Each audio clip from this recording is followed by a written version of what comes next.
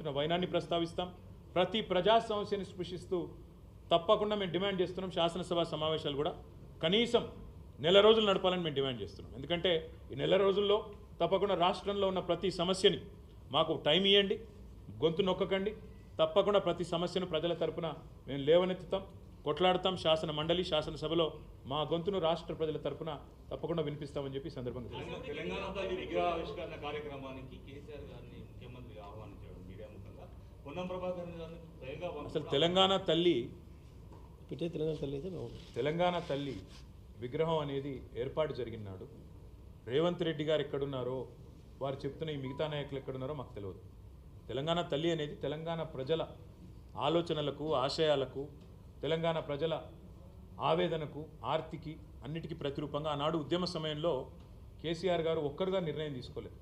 తెలంగాణ పౌర సమాజంలోని పెద్దలు, ఇక్కడ ఉండే కవులు, కళాకారులు, రచయితలు, సాహితీవేత్తలు, శిల్పులు అందరి ఆలోచనల సమాహారంగా అందరితో చర్చించిన తదుపరి చివరికి 2007వ సంవత్సరంలో ఆనాటి అప్పటి నిర్బంధాల కాంగ్రెస్ ప్రభుత్వం నిర్బంధించే ప్రయత్నం చేసిన వేల మంది మధ్యన ఒక దేవతను ఊరేగించినట్టుగా ఊరేగించి తీసుకొచ్చి ఇక్కడ ప్రతిష్ఠించిన నాయకుడు కేసీఆర్ గారు.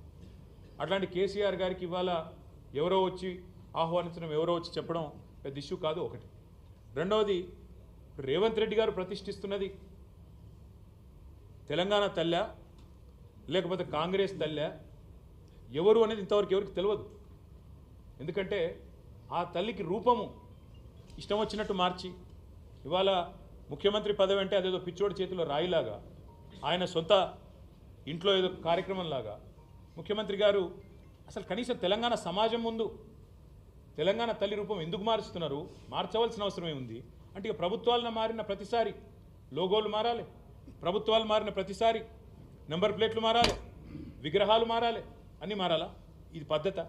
ఇప్పుడు అట్లంటే మొన్ననే దేశపతి శ్రీనివాస్ గారు ఇక్కడే చెప్పినారు, ఇందిరాగాంధీ గారు భరతమాత విగ్రహాన్ని ఆనాడు ఉత్తరప్రదేశ్లో నెలకొల్పినారు. ఆ తర్వాత బీజేపీ పార్టీ వచ్చింది ప్రభుత్వం. మరి వాళ్ళు వచ్చి వెంటనే మార్చేసినారా? భరతమాత రూపు బాగలేదు మార్చేసినారా? తెలుగు తల్లి విగ్రహం ఇక్కడే ఉండేది మన సెక్రటరియట్ ముంగట్నే.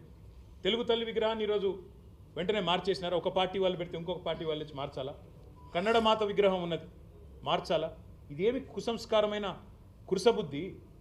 ఇదేమి జ్ఞానము లేని అజ్ఞానపు ప్రదర్శన? ఇదేమి దరిద్రపు భావదారిద్రపు ఆలోచన విధానం? మాకు అర్థం కావట్లేదు. ఎవరి విగ్రహం పెడుతున్నావు? ఎవరి మెప్పు కోసం పెడుతున్నావు? ఎందుకు పెడుతున్నావు? మేము చెప్పింది తెలంగాణ సమాజం ఆశించింది.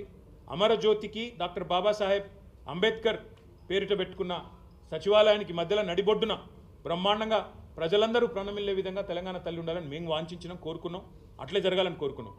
తెలంగాణ తల్లి పెట్టాల్సిన కాడ నువ్వు రాహుల్ గాంధీ తండ్రి బొమ్మ పెట్టినావు. అందుకే నేను రేవంత్ రెడ్డికి చెప్పేది ఒకటే, 4 ఏళ్ల తర్వాత వచ్చేది ఖచ్చితంగా మళ్ళీ బీఆర్ఎస్ ప్రభుత్వమే. ఈరోజు నువ్వు రాహుల్ గాంధీ తండ్రి విగ్రహం ఎక్కడైతే పెట్టినావో అక్కడ ఖచ్చితంగా తెలంగాణ తల్లి ఏ రూపంలో ఉండాలనో ఆ రూపంలోనే ఉంటుంది. నువ్వు ఏదో ఒకటి కాంగ్రెస్ తల్లిని పెట్టి అదే తెలంగాణ తల్లి అని చెప్పి నీ ఇష్టం వచ్చినట్టు నేను చరిత్రను వక్రీకరిస్తాను, మారుస్తానంటే రావెల్ల వెంకటరామారావు గారు, మహాకవి దాశరథి గారు, వారందరూ కలలు గన్న తెలంగాణ సమాజం ఈరోజు ప్రస్తుతిస్తున్న తెలంగాణ తల్లి వేల విగ్రహాలు ఉన్నాయి తెలంగాణ రాష్ట్ర వ్యాప్తంగా. 1 కాదు 2 కాదు. ఉద్యమంలో ప్రజలే పెట్టుకున్నారు, టీఆర్ఎస్ పెట్టలేదు. ప్రజలే ఎక్కడికక్కడ పెట్టుకున్నారు. కాబట్టి అట్లాంటి తెలంగాణ తల్లి విగ్రహాన్ని రూపు మారుస్తాను,